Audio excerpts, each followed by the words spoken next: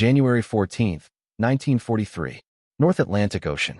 The sea is steel gray, restless, heaving under a low winter sky.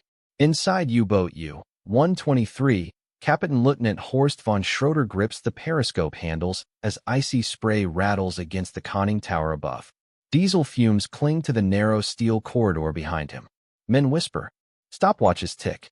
Somewhere ahead, silhouettes move through fog. A convoy. Through the periscope lens, Schroeder sees it clearly now. Merchant ships plowing eastward in disciplined lines, smoke trailing from their stacks. American-built freighters. Fat. Slow. Vulnerable. He exhales slowly, calculating angles, speed, distance. Rohr los. Torpedo one away. Second stretch. Then the ocean erupts. A column of flame punches through a freighter's midsection, tearing steel apart like paper. Another torpedo follows. Another explosion. The shockwave shudders through the U-boat hull. Cheers break out in the control room. One ship lists hard to port. Another begins to sink by the bow. By the time U-123 slips back beneath the waves, 3 American merchant ships are dying, their crews scrambling into freezing water. Above, oil spreads across the sea like black ink. To the men inside the submarine, this feels like victory. It should have been. For the first years of the war, scenes like this defined the Battle of the Atlantic. German U-boats had hunted Allied shipping almost at will. They called it the Second Happy Time. Off the American coast, merchant vessels still sailed lit up at night, silhouettes glowing against city lights. Convoys were disorganized. Escorts were few. Losses were catastrophic. But January 1943 was different. U-boat crews didn't know it yet, but the ships they were sinking no longer mattered the way they once had. Below deck, Chief Engineer Carl Weiss wipes condensation from a gauge and listens as the ballast tanks adjust. The boat slips deeper, escaping any response from unseen escorts. The sonar operator reports distant propellers, but nothing closing fast. For now, they are safe. Schroeder steps back from the periscope, allowing himself a thin smile. 3 ships tonight. Another successful patrol. Another blow against American supply lines. Somewhere in Berlin, numbers will be updated. Tonnage destroyed. Progress measured. Yet something has begun to bother men like Schroeder. Quietly, almost subconsciously. They are sinking ships at the same pace as before. But Allied convoys are not shrinking. In fact, there seem to be more of them. Weeks earlier, U-Boat Command had issued new patrol maps. Shipping lanes once considered secondary were now crowded. Convoys appeared thicker. Replacement ships showed up with unsettling speed. Sink one group, and another followed days later, sometimes on the same route. At first, officers dismissed it. America had entered the war late, they told themselves. This was just the last wave of pre-war stock. Once those ships were gone, the bottleneck would come. The U-boats would choke Britain into submission as planned. But below the Atlantic, among the men actually fighting the war, doubt began to creep in. Radio intercepts hinted at something else. Captured sailors spoke of new ships launched weekly, daily, even faster. Allied escorts grew bolder, more numerous, better coordinated. And behind it all was a word that surfaced again and again. Liberty. Far from the North Atlantic, on the American mainland, something unprecedented was unfolding. Shipyards that had once built a handful of vessels per year now worked around the clock, floodlit at night, like factories instead of docks. Welders, many of them women and men who had never seen the sea, fused steel plates together in massive sections. Cranes swung prefabricated hulls into place with assembly line precision. The ships were called Liberty ships, simple, ugly, brutally functional. And they were coming off the lines faster than the U-boats could sink them. But out here, in the freezing Atlantic, Schroeder and his crew don't know that yet. All they know is that tonight, they won. As U-123 turns back toward deeper waters, leaving burning wreckage behind, the men believe they are watching America bleed. They have no idea that by the time the sun rises, replacement ships are already being welded together, hundreds of miles away. Ships that will sail. Ships that will replace every loss. Ships that will quietly, relentlessly, break the U-boat war. January 18th, 1943. Richmond Shipyard No. 2, California. 2:40 a.m. Arc welders flare like lightning storms along the waterfront. The night smells of salt air, hot steel, and burning flux. Sparks cascade off half-built hulls and vanish into the darkness below. Instead of quiet docks and resting cranes, the entire shoreline roars like a steel mill. Hammers, rivet guns, diesel engines, shouted orders. Floodlights turn midnight into day. Where a traditional shipyard might launch one vessel every few months, this place looks more like an assembly line for automobiles. Except the cars weigh 7,000 tons. A whistle blows. Section B bulkhead coming through. A crane swings an entire pre-assembled wall of steel through the air like it weighs nothing. Men guide it with ropes, boots slipping on frost-slick decking. Sparks fly as welders lock it into place within minutes. No ceremony, no delay, just motion. Constant, relentless motion. Rosie Martinez, age 22, adjusts her welding mask and drops to one knee beside a seam running 20 feet along the hull. 6 months ago, she worked in a grocery store in Oakland. Now she's sealing ships that will cross an ocean she's never seen. Burn it hot, her foreman shouts. She pulls the trigger. White light explodes.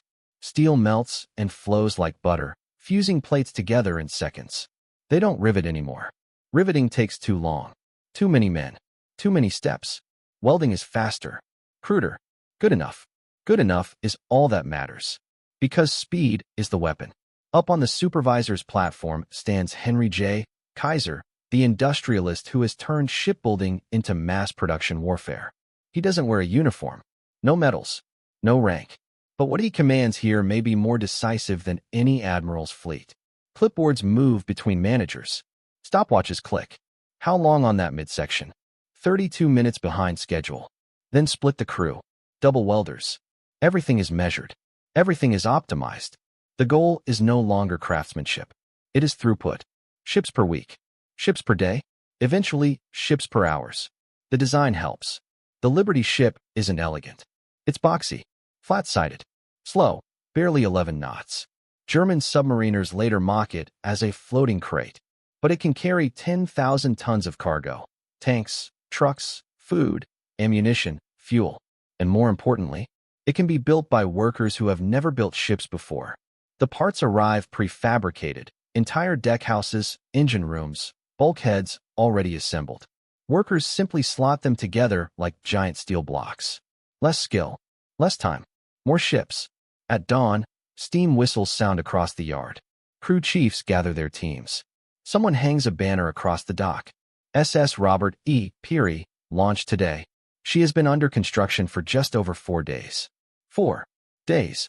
From keel laying to launch. Old shipbuilders shake their heads in disbelief. Pre-war, a cargo ship could take 6 to 9 months.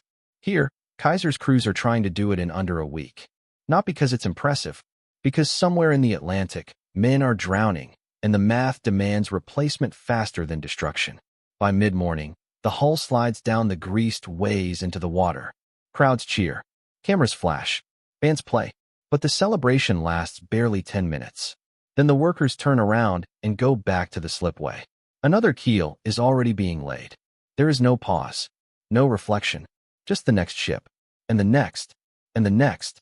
Thousands of miles away. U-123 surfaces at dusk. Schroeder scans the horizon again. Another convoy. Smoke trails. At least 20 ships. He frowns. That's impossible, mutters his first officer. We sank half this route last month. Yet here they are. More freighters. Fresh paint. New hull numbers. Almost like the ocean itself is producing them. Schroeder watches through the periscope as they move steadily east, escorted now by destroyers bristling with antennas. He feels something unfamiliar. Not fear. Confusion. Because no matter how many ships they sink, the convoys keep coming. As if someone, somewhere, has decided the only way to win is simply to outbuild the war itself. And for the first time, the tonnage reports in Berlin begin to look meaningless. Because the Americans aren't trying to protect every ship.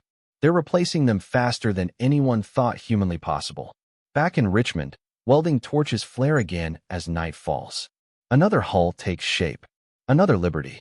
Another promise that somewhere, a U-boat's kill will count for nothing. The assembly line never sleeps. And the Atlantic is about to drown in steel. March 12, 1943. Mid-Atlantic Gap. 4:17 a.m. Black water. No moon. No horizon. The Atlantic is nothing but wind and darkness. Inside U-221, Captain Lieutenant Karl-Heinz Trohier stands hunched over the hydrophone operator, one hand braced against the bulkhead as the boat rocks gently. Multiple screws, the operator whispers through his headphones. Many, maybe 20, no more. Trohier smiles. A big convoy. Perfect. He reaches for the radio key and taps out the short encrypted burst to BDU command. Convoy sighted. Form wolf pack. Within hours, the ocean will fill with submarines converging like sharks. This is how it's supposed to work. Overwhelm. Surround. Strike at night from the surface where U-boats are fastest. Fire torpedoes into the chaos and disappear. For years, it has worked beautifully. Convoys panic. Escorts get confused. Merchants burn. Tonight should be another massacre. By 2200 hours, the wolf pack is in position. 7 U-boats spread across 30 miles of ocean. Trohier climbs into the conning tower as cold spray lashes his face. Ahead, faint shapes appear against the starlight. Columns of ships, black silhouettes against darker water. He counts quickly. 20, 25, maybe 30 vessels. That's enormous. Even better, he orders flank speed on the surface. Diesel engines roar alive. The submarine slices forward, overtaking the slow convoy like a predator circling cattle. Then, a star shell bursts overhead. White light floods the sea. Escort, someone shouts. A destroyer is already turning toward them.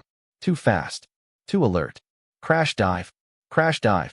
The hatch slams. Ballast floods. The boat drops hard, tilting nose down as plates groan. Moments later, the first depth charge detonates. Whomp. The lights flicker. Dust rains from the ceiling. Another. Closer. The ocean pounds the hull like a giant fist. Trohier grabs the table to steady himself. How did they see us so fast? No one answers. Because everyone knows. Radar. The Americans have radar now. Sets mounted on escorts that can spot a surfaced submarine miles away, even in total darkness. Night is no longer protection. Still, they attack. Through the chaos, Trohier manages to fire 2 torpedoes from periscope depth. One hits. A freighter erupts into flames, cargo exploding skyward. Cheers break out. But the celebration dies quickly. Because the convoy doesn't scatter. It doesn't panic. It doesn't even slow down. It just keeps moving. Disciplined. Rehearsed. Replaceable. Another merchant simply slides forward to close the gap. Like nothing happened. Over the next 6 hours, the wolf pack reports sinkings. 3 ships. 5. Maybe 7 total. By old standards, that's a fantastic night.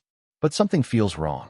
The escorts are relentless. Destroyers, corvettes, even aircraft overhead at dawn. Aircraft in the middle of the ocean. That used to be impossible. Now long-range B-24 Liberators patrol the air gap, hunting submarines with radar and depth charges. By sunrise, 2 U-boats are missing. 1 confirmed destroyed. Another silent. The hunters are being hunted. 2 weeks later, Trohier studies reconnaissance reports back at base in Lorient, France. Convoy logs intercepted by intelligence. He reads the numbers twice. They don't make sense. The convoy they attacked?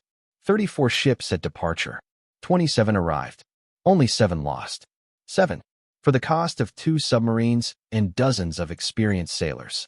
And the next line makes his stomach drop. Replacement convoy departed New York. 40 ships. 40. More than before. In the mess hall, officers argue quietly over coffee gone cold. We're sinking them, one insists. Look at the tonnage reports. Yes, another mutters. But they're building faster than we can destroy. Silence. Someone mentions American shipyards launching vessels every few days. Another laughs nervously. Propaganda. But no one really believes that anymore. Because every patrol now feels the same. You sink ships. Then more appear. You sink those. Then even more appear. Like trying to empty the ocean with a bucket. Back across the Atlantic, another Liberty slides down the ways into the water. Then another. Then another. Some yards launch 3 ships in a single day. By spring 1943, American production hits numbers no Navy in history has ever seen. Not dozens. Not hundreds. Thousands. Ensign fleets born from welding sparks and stopwatches. In Lorient, Trohier stares at the chalkboard where losses are tallied. More U-boats not returning. More names erased. For the first time since the war began, a terrifying thought forms. What if the problem isn't that they're failing to sink enough ships? What if there are simply too many to sink? And if that's true, then the Battle of the Atlantic isn't being decided out here in the dark water at all. It's being decided in American factories. And submarines can't torpedo factories.